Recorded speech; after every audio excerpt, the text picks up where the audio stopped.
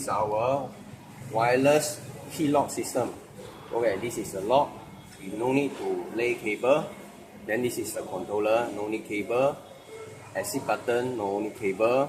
You can use remote or card. Okay. See, now we use card. Okay, lock release. Okay. Now we lock back. Okay.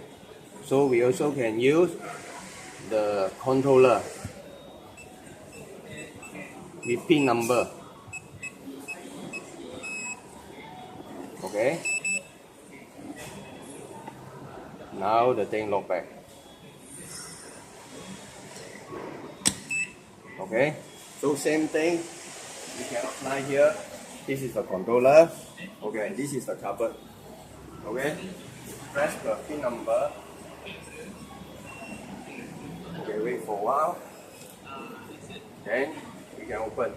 So this is the hole, then the lock is here. Installation very simple.